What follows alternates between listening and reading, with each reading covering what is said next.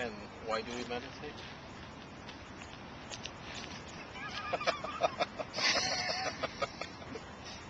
You can kick away the ladder now. Oh, you want me to kick away the ladder? There's no reason to meditate. Okay. Absolutely none. Why then would some people make that a part of their practice? They make it a part of their practice as a way of demonstrating reality as it is. It's an expression of the manifest unfolding in them.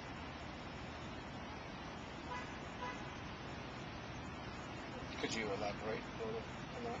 I just did. A little more. Like maybe start Since here. reality is then, reality is already happening.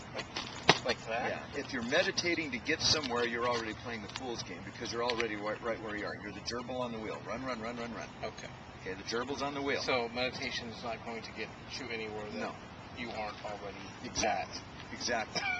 All it does is it helps you to see what it is that you're holding on to in order to keep you from recognition.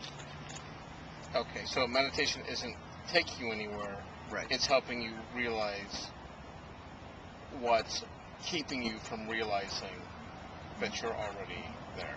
Exactly. So start out down here. When you watch the mind run, all right, you learn how you think. Okay. All right. You watch the thinking process, and after a while, you figure out what's working and what's not. Okay. If you're, and there is some consistency that's required. You have to actually be present. And meditation can be used as a tool for presence, just as yoga asana can be used as a tool for presence. Smelling the roses can be a tool for presence. Enjoying the ocean. So even just stopping to smell the roses could be considered meditation. Oh yeah. Wonderful. Yeah. Then I meditate all the time. Because you're right here, right now. That's the point. Look, I have a rock. I know. Isn't it beautiful? That's the most priceless thing you've shown me today. I know, it's a beauty. I had it called out to me in the garden. Yes. But I'll put it back when I leave. So. Yeah. And did you get that? He's going to put it back. We will watch, and we will pray. I was reading about this Krishnamurti character once. You know him? Yes. And I read his... I don't think it was a book he wrote, but I think it was a compilation of lectures he had given to students that they had compiled.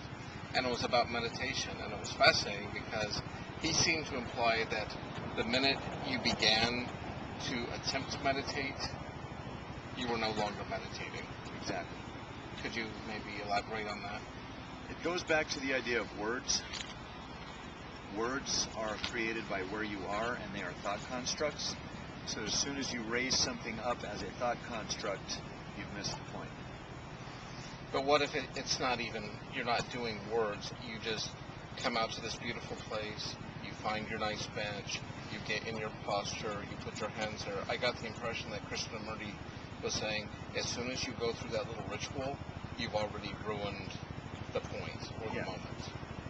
Why is that? Why isn't that just preparing you to have the moment? Well, meditation is an aspect that is an active thing, so if you're trying to induce it by getting into a posture, what happens then is you're no longer meditating, you're thinking about meditating, and your ego rises up and goes, look at me, I'm meditating now.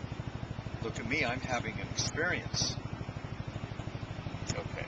And so by attempting to have the experience, you miss the actual experience. You're having like a construct of an experience rather than an experience. Exactly. You put the veil back over the light. That doesn't mean that the light is out. Doesn't mean the veil is wrong. It may be right where you are. Because as soon as you say, no, I'm not meditating because Krishnamurti says if I do this, I'm not meditating, now you're relying on Krishnamurti's experience. Meditation is your active experience as you are right now. And you engage in certain practices as a demonstration of that. Whether your demonstration of that is reading the Bible, reading the sutras, taking a walk along the beach, enjoying a hamburger. You know, remember, just from our own past, remember when Jim bit into the apple? You mean Eve? No. Jim who? Okay, that apple. I That remember. apple. The best Yeah, apple in the world. Exactly. Yeah, I remember. He was that. so present. Because him and the apple, it was like the first apple he had ever tasted. Exactly. Even though he was in his late 20s. Mm-hmm. And everything was focused on the taste of that apple. It was pure consciousness for that moment. He tasted the apple for the first time. Right. Wonderful. It's kind of like when Jesus said, you must become like a little child. Yes. Otherwise you will in no wise enter the kingdom of heaven. And little children, they're seeing the world for the first time. They're like really seeing it. They're not seeing constructs of the world like we do when we get to our age, but they're actually seeing the world, tasting the world, encountering the world. Place of no mind.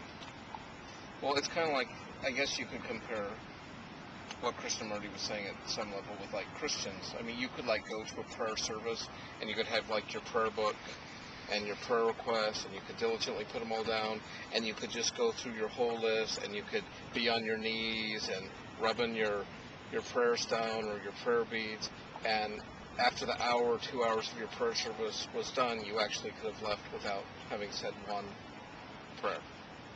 You were doing prayer things, but you weren't actually praying, which is really odd. Goes on all the time. Or you might just find yourself in spontaneous prayer when you never even thought about. There was no preparation for prayer. You just all of a sudden realized you had been praying, and you didn't even know how long. Right.